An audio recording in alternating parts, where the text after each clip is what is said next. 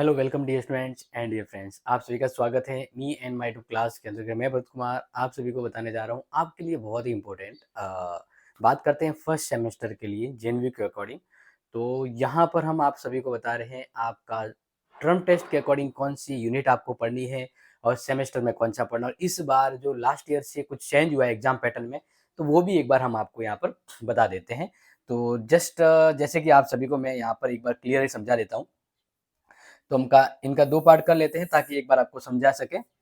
यहाँ पर हम बात करते हैं आपके टर्म टेस्ट का, ठीक है, कि आपको टर्म टेस्ट में क्या कितना पढ़ना है, और फिर आपका जो मेन एग्जाम होगा, मेन एग्जाम, उसमें आपको क्या और कितना पढ़ना है, ठीक है। और फिर आपको सिलेबस भी बता देंगे अगर किसी ने सिलेबस नहीं देखा है तो। देखिए यहाँ पर बात करते हैं, इस बार आपके 20+80 रहेगा, यानी 20 नंबर आपके कॉलेज से जाएंगे। अब 20 नंबर को कॉलेज से जाएंगे, इसमें आपका 20 नंबर जो कॉलेज से जाएंगे ना प्यारे दोस्तों, उसमें एक सिस्टम रखा गया। अब सिस्टम ये रखा गया है कि अगर आप सही से देखें तो 20 नंबर को कॉलेज में 100 के अंतर्गत कन्वर्ट किया जाएगा, और इसके आपके अलग अलग व्यवस्थाएं होगी, जैसे 30 नंबर, 20 नंबर और 15 नंबर। यानी 15 नंबर का तो आपका होगा टर्म टेस्ट, ठीक है, और 30 नंबर का जो होगा आपका इंटरनल होगा, ठीक है ना।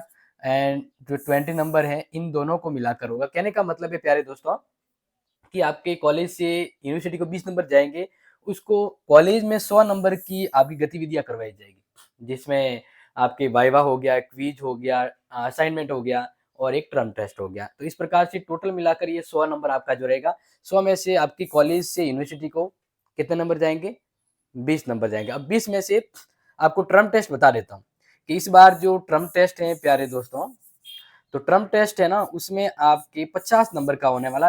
अगली बार जो चित्र का हुआ था, अब इसमें क्या होगा, जैसे आपका कोई भी एक पेपर है, इसमें 2 खंड आएंगे।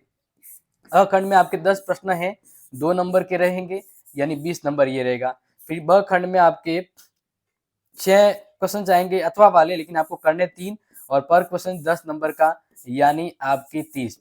तो इस प्रकार से टर्म टेस्ट है वो आपके 50 का रहेगा। लास्ट बार 70 का था, अब ऐसा नहीं है, ठीक है। तो ये हो गया आपके टर्म टेस्ट का। इसमें आपको टर्म टेस्ट में ये ध्यान रखना कि सिर्फ और सिर्फ यूनिट 3 ही पढ़ने हैं। कितने पढ़ने हैं, 3। मेन एग्जाम की बात करें तो मेन एग्जाम जो है वो आपके 80 नंबर का होने वाला है, ठीक है। कितना होने वाला है, 80 का होने वाला है, जिसमें मान लीजिए एक पेपर ले लेते कोई भी, ठीक है ना। तो हाँ, एक पेपर के अंतर्गत 80 नंबर का है, तो अखंड के अंतर्गत 10 प्रश्न आएंगे, 2 नंबर के, तो 20 नंबर तो आपके यहाँ से मिलेंगे।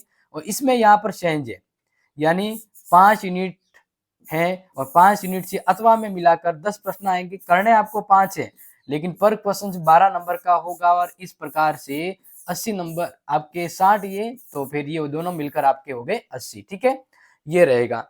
अब यहाँ पर ये ध्यान रखना कि आपके जो मेन एग्जाम जो होगा उसमें पूरे 5 यूनिट से सवाल आएंगे। कितने, पूरे 5 यूनिट से आएंगे। तो ये बहुत बड़ा फर्क है लास्ट ईयर से इस बार। बाकी पैटर्न सेम, मतलब सिलेबस सेम रहेगा। अब क्या कितना सिलेबस है, तो एक बार उस पर गौर करते हैं, एक बार उस पर नजर डालते हैं। आपको मैं जो सिलेबस है थोड़ा थोड़ा बता देता हूँ, तो देख लीजिए। पहले बात करते हैं यहाँ पर कि सिलेबस के बारे में, ठीक है। देखिए यहाँ पर पॉलिटिकल साइंस का सिलेबस बता रहा हूँ, जिसमें पेपर का नाम राजनीतिक सिद्धांत की समझ। इसमें टोटल 5 यूनिट है, 1 2 3 4 5। और टर्म टेस्ट में आपको सिर्फ यही पढ़ना है। राजनीतिक सिद्धांत का अर्थ प्रकृति, राज्य उसकी प्रकृति के संबंध में हो गया, और तीसरा है संप्रभुता की अवधारणा। तो टर्म टेस्ट तक तो आपको 3 ही पढ़ने, ठीक है, लेकिन आपको मेन एग्जाम तक 500 की 500 यूनिट पढ़नी। तो अगर कोई पूछ रहा है सर पॉलिटिकल साइंस में सिलेबस क्या है, तो ये वो सिलेबस है आपके फर्स्ट सेमेस्टर का। यहाँ पर मैं ये जो बता रहा हूँ ना, वो फर्स्ट सेमेस्टर का बता रहा हूँ, ठीक है ना, हर सब्जेक्ट का। अब आगे बात करते हैं, तो देखिए यहाँ पर लोक प्रशासन सब्जेक्ट जो है उसका बता रहे हैं फर्स्ट सेमेस्टर का। तो इसमें भी टोटल आपके 5 यूनिट रहेगा, लेकिन टर्म टेस्ट में आपकी 3 यूनिट रहेगी, 1 2 और 3, और मेन एग्जाम में ये दोनों और होगी, यानी 5। तो देखा जाए तो ये आपका सिलेबस है। अगर जिसने नहीं देखा है तो देख लीजिए, स्क्रीनशॉट ले लीजिएगा। अर्थ हो गया लोक प्रशासन, नवीन प्रवृत्तियां हो गई, संगठन हो गया, संगठन के सिद्धांत हो गया, और संगठन की विचारधाराएं। तो ये हो गया लोक प्रशासन के अंतर्गत। इसी प्रकार से नेक्स्ट यहाँ पर बात करते हैं भारत का इतिहास। कहने का मतलब हिस्ट्री, कि भाई हिस्ट्री के अंतर्गत फर्स्ट सेमेस्टर में क्या है सिलेबस। तो देख सकते हैं ये है आपका फर्स्ट यूनिट, ये सेकंड यूनिट, ये थर्ड यूनिट, ये फोर्थ और ये फिफ्थ यूनिट। तो यहाँ पर फर्स्ट यूनिट के अंतर्गत आपके इतिहास को जानने के स्रोत हैं वो आपको पढ़ना है, और ये फर्स्ट यूनिट हमने करवा दी है ऑलरेडी, आप देख लीजिएगा। फिर सेकंड यूनिट के अंतर्गत हम विभिन्न मध्य पाषाण काल संस्कृति और सभ्यता को पढ़ रहे हैं। तो हमने इससे पहले अभी हड़प्पा सभ्यता को पढ़ा रहे हैं, जिसकी विशेषताएं देख रहे हैं तो क्लास ज्वाइन कर लीजिएगा। और थर्ड यूनिट के अंतर्गत आप महाजनपदों का युग देखने वाले हैं। फिर फिफ्थ यूनिट में मौर्य काल समाज व्यवस्था, फिफ्थ में गुप्त काल के बाद की व्यवस्था। तो ये रहेगा हिस्ट्री का सिलेबस। क्लियर। अब नेक्स्ट यहाँ पर बात करते हैं आपका हिंदी साहित्य। किसकी बात कर रहे हैं? हिंदी साहित्य। ठीक है, तो हिंदी साहित्य में भी टर्म टेस्ट तो सभी पे का टर्म टेस्ट होगा। देखो रेगुलर वालों का होगा, प्राइवेट का नहीं होगा। इसमें आपके 5 यूनिट है, लेकिन टर्म टेस्ट में 3 यूनिट ही आएगी, जिसमें हिंदी साहित्य का आदिकाल, भक्ति काल और रीतिकाल। हम यहाँ पर आपको मोस्ट ऑफ क्लास अभी ले चुके हैं, क्लास अपलोड है, आप देख लीजिएगा। ठीक है, और फिर टोटल जो सेमेस्टर होगा इसमें 5 यूनिट आएगी, जिसमें आधुनिक काल और हिंदी की प्रमुख विधाएं ये सब आएगा। तो हम आपको ऑलरेडी पढ़ा चुके हैं, क्लास अवेलेबल है, प्लेलिस्ट में जाइए और हिंदी की क्लास आप देख सकते हैं। ठीक है, तो ये था हिंदी का। ओके, तो इस प्रकार से मैं को कुछ एक इंपॉर्टेंट आपको सिलेबस का बता दिया है कि कितना सिलेबस आपको पढ़ना है टर्म टेस्ट में, और कितना मेन एग्जाम को लेकर है, और क्या एग्जाम पैटर्न रहेगा। तो जुड़े रहिए, क्लास अवेलेबल है, रिकॉर्डेड भी है, नोट चाहिए तो वो भी आपको मिल जाएंगे।